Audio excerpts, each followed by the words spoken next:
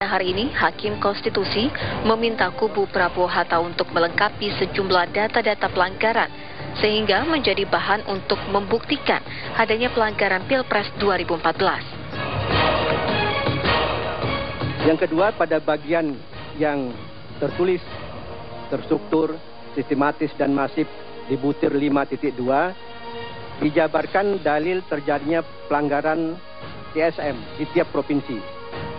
Akan tetapi, penjabaran dalil oleh pemohon di tiap provinsi tidak selalu memenuhi pelanggaran, melainkan kesalahan rekapitulasi.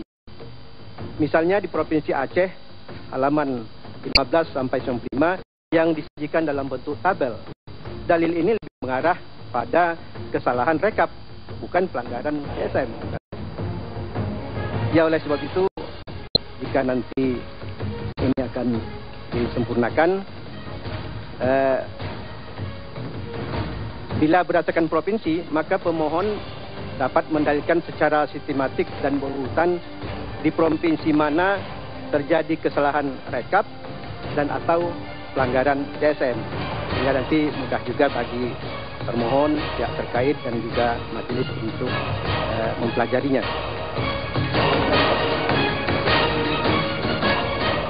Kelengkapan bukti ini menjadi syarat utama agar sidang ini dapat menjadi ajang terhormat dalam menyelesaikan sengketa hasil Pilpres 2014. Kini publik menanti semua pihak yang bersengketa, baik kubu Prabowo Hatta ataupun KPU, untuk dapat bekerja sebaik-baiknya sehingga pemilihan Presiden 2014 sebagai ajang proses seleksi pimpinan nasional dapat terjaga kehormatannya. Tim TV One mengabarkan.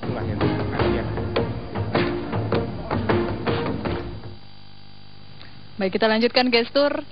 Saya ke Pak Hisham terlebih dahulu sebelum kita menganalisa lebih mendalam bagaimana kemudian secara teknis persidangan di MK. Kalau Anda membaca, melihat sosok-sosok yang hadir, ada calon presiden dan calon wakil presiden nomor urut 1 di sana, para petinggi politik.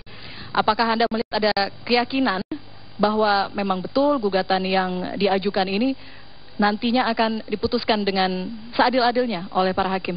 Ya, memang untuk hasil tidak dalam kompetisi saya untuk melakukan seperti itu. Tapi saya ingin melihat bahwa beliau-beliau yang ada di MK atau siapapun yang untuk menggugat berprinsip lebih baik saya melakukan sebuah tindakan. Ya, soal hasil nanti. Tindakan apa? Tindakan karena ada fenomena curang dan sebagainya. Yang penting saya action dulu. Soal nanti hasilnya itu urusan nanti. Bagaimana ini berjalan. Nah, inilah yang kalau kita menganalogikan sebagai kekuatan pribadi Pak Prabowo, ini adalah beliau. Ya. Jadi, apakah dari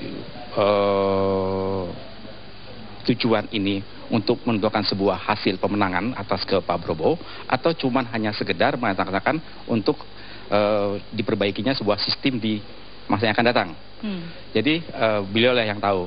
Yang penting saya melihat bahwa saya bertindak. Yang penting saya bertindak, saya ajukan ini sampai ke MK, sampai kemanapun juga atas kecurangan-kecurangan yang ada. Soal hasil nanti saja. Oke, baik. Kita dengar dulu suara Pak Purwo. Pak Purwo, jika ada yang mengatakan bahwa gugatan yang diajukan ini dipertanyakan dalam tanda kutip, dan MK kemudian hanya dijadikan sebagai panggung politik belaka, Anda membacanya seperti apa saat ini, sidang perdana dan gugatan yang telah didaftarkan ke MK?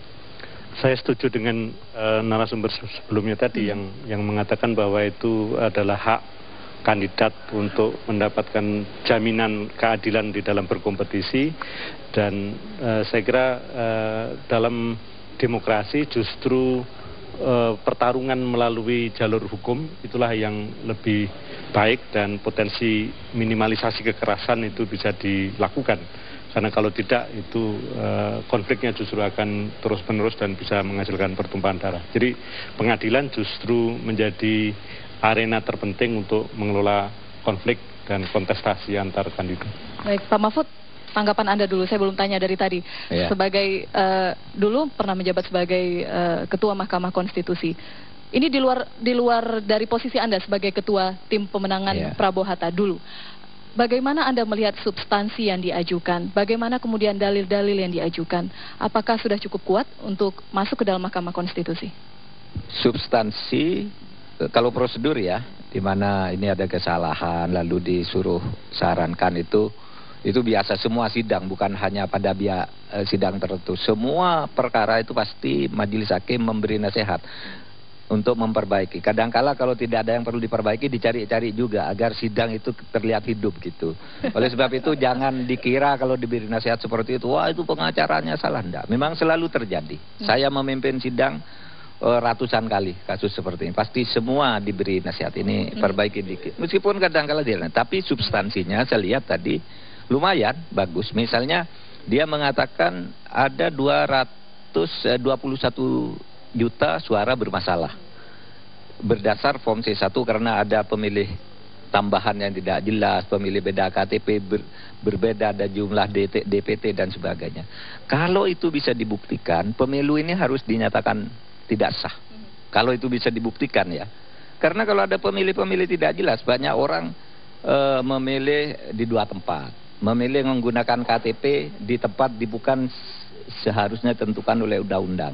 Ada orang sudah mati diwakili orang lain dan sebagainya. Kalau itu bisa dibuktikan satu persatu dan mencapai 8.400.000 saja, pemilu itu harus dinyatakan batal. Baik.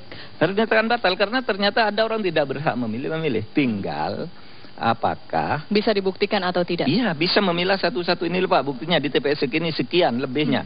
Namanya ini yang gelap. Namanya ini sudah mati. Kemudian di TPS ini orangnya tidak ada di Indonesia, ternyata nyoblos nih.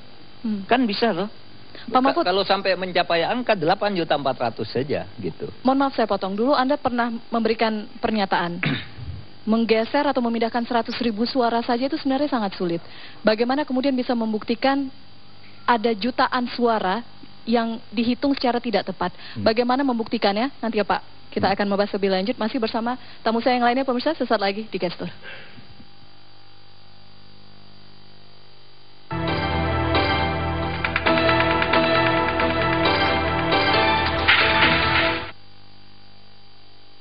Makan terburu-buru, keanginan, makan dan minum bergas, bikin kembung dan begah. Gas Zero, cepat atasi kembung dan begah. Gas Zero, gas di perut langsung zero. Dari Proma, ahlinya lambung.